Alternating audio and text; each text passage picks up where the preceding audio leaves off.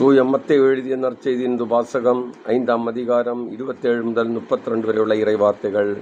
அக்காலத்தில் இயேசு தம் சீடரை நோக்கி கூறியது: விபச்சாரம் செய்யாதே என கூறப்பட்டிருப்பதை கேள்விப்பட்டிருக்கிறீர்கள். ஆனால் நான் உங்களுக்கு சொல்கிறேன், ஒரு பெண்ணை இச்சையுடன் நோக்கும் எவரும் தம் உள்ளத்தார் ஏற்கனவே அப்பெண்ணோடு விபச்சாரம் செய்தாயிற்று. உங்கள் வலக்கண் உங்களை பாவத்தில் விழச் செய்தால் அதை பிடுங்கி எறிந்து விடுங்கள். உங்கள் உடல் முழுவதும் நரகத்தில் எறியப்படுவதை விட உங்கள் உறுப்புகளில் ஒன்றை நீங்கள் இழப்பதே நல்லது. உங்கள் வலக்கை உங்களை பாவத்தில் விழச் செய்தால் அதையும் உங்களிடமிருந்து வெட்டி எறிந்து விடுங்கள். உங்கள் உடல் முழுவதும் நரகத்திற்கு செல்வதை விட உங்கள் உறுப்புகளில் ஒன்றை நீங்கள் இழப்பதே நல்லது. தன் மனைவியை விலக்கி விடுகிறவன் எவனும் மணவிலக்கு சான்றிதழை கொடுக்கட்டும் என கூறப்பட்டிருக்கிறது. ஆனால் நான் உங்களுக்கு சொல்கிறேன், எவரும் தம் மனைவியை பருத்தமைக்காக அன்றி வேறு எந்த காரணத்திற்காகவும் விலக்கிவிடக்கூடாது.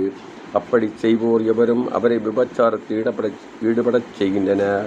விலக்கப்பட்டோரை மணப்போரும் விபச்சாரம் செய்கின்றனர். இது கிறிஸ்து வழங்கும் நற்செய்தி. கிறிஸ்துவே உமக்கு புகழ்.